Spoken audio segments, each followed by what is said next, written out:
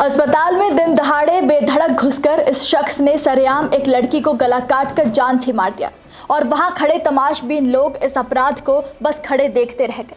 मामला मध्य प्रदेश के नरसिंहपुर के जिला अस्पताल का है, जहां दिन दहाड़े ये हत्यारा अस्पताल में चाकू लेकर घुसता है और नर्सिंग की छात्रा संध्या चौधरी को पकड़कर उसका गला रेतकर हत्या कर देता है। ये वीडियो देखकर हर किसी की रूह कांप गई और घटना के वक्त वहां मौजूद लोगों की सांसें अटक गई। इस हत्यारे का नाम अभिषेक कोष्टी है, जो कि दावा तो लड़की से प्यार करने का कर रहा है, लेकिन ये कैसा प्यार है इसका कोई जवाब किसी के पास नहीं है। 27 जून को इस हत्यारे ने पहले अस्पताल में चाकू लेकर घुसने की हिम्मत करी और फिर लड़की को पकड़कर पहले उसके मुंह पर थप्पड़ ही थप्पड़ बरसा दी। ये देखकर भी लोग चुपचाप खड़े रहे और बस तमाशा देखते रहे। लेकिन इस सनकी आशिक की नियत इतने में नहीं भरी, ये तो मर्डर के इरादे से अस्पताल में घुसा था। देखते ही देखते इस शख्स ने चाकू निकाला, लड़की को जमीन पर पटका और उसकी छाती पर बैठकर चाकू से उसका गला काटना शुरू कर दिया। गला काटते ही पूरा फर्श लहूलुहान हो गया। लड़की के शरीर से बेहिसाब खून बहने लगा और लड़की बुरी तरह दर्द से छटपटाने लगी। ये सनकी हत्यारा लड़की का गला तो काट ही रहा था, साथ में अपना भी गला काटने की कोशिश कर रहा था। वहां खड़े लोग अपनी आंखों के सामने इस हत्या के पूरे मंजर को कैद करते हुए चले गए, लेकिन किसी ने भी उसे पकड़ने या रोकने की कोशिश नहीं की। मात्र 10 मिनट के अंदर ही हत्या की वारदात को अंजाम देने के बाद ये आरोपी वहां से फरार निकला। ज्यादा खून बहने से संध्या की मौके पर ही मौत हो गई। अस्पताल में अफरा तफरी मचते देख नींद में सोया अस्पताल स्टाफ जागा और घटना का संज्ञान लेने जब तक वहां पहुंचा तब तक काफी देर हो चुकी थी।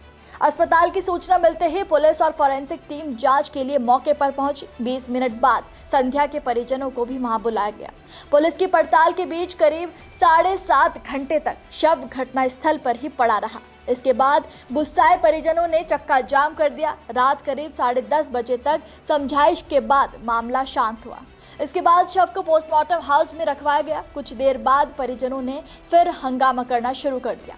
रात 2 बजे कड़ी कार्रवाई के आश्वासन के बाद परिजन शांत हुए। पुलिस ने आरोपी को गिरफ्तार कर लिया है। पूछताछ में आरोपी ने बताया कि वो और संध्या 2.5 साल से रिलेशनशिप में थे, लेकिन 1.5 महीने पहले से ही संध्या ने उसे इग्नोर करना शुरू कर दिया था। वो उसका फोन रिसीव नहीं करती थी और बाद में उसका नंबर भी ब्लॉक कर दिया था। इसके बाद आरोपी को शक हुआ तो उसने निगरानी रखनी शुरू करी। पता चला कि वो किसी और से बात करने लगी है। आरोपी को लगा कि वो उसे धोखा दे रही है, इसलिए आरोपी ने कहा कि मैंने उसे सबक सिखाने की ठान ली और उसे जान से मार दिया।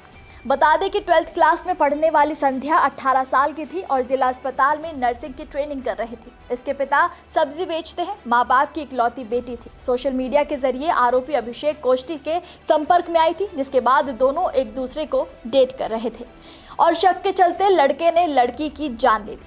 संध्या घर पर कहकर आई थी कि अस्पताल में मैटरनिटी वार्ड में भर्ती सहेली की भाभी को देखने जा रही है। तभी पीछे से आरोपी आया और लड़की को मारकर वहां से फरार हो गया। इससे बड़ा लापरवाही, गैर जिम्मेदाराना का सबूत और कहां होगा। जहां हरा भरा अस्पताल स्टाफ मौजूद है, तमाम जनता मौजूद है, वहां एक सनकी आकर इतनी बड़ी घटना को अंजाम दे जाता है। मिली जानकारी के मुताबिक यहां जिला अस्पताल में 24 घंटे अलग अलग शिफ्ट में 14 गार्ड तैनात रहते हैं। घटना के वक्त भी 2 गार्ड ट्रॉमा सेंटर के बाहर ही मौजूद थे। ट्रॉमा सेंटर में भी 4 से 5 लोगों का स्टाफ रहता है। इनमें 1 doctor, 2 senior resident, 2 ward boy और 1 नर्स होती है। इसके बावजूद आरोपी ने सरेआम लड़की को चाकू गोदकर उसकी हत्या कर दी और गार्ड से लेकर स्टाफ का एक मेंबर भी वहां नजर नहीं आया।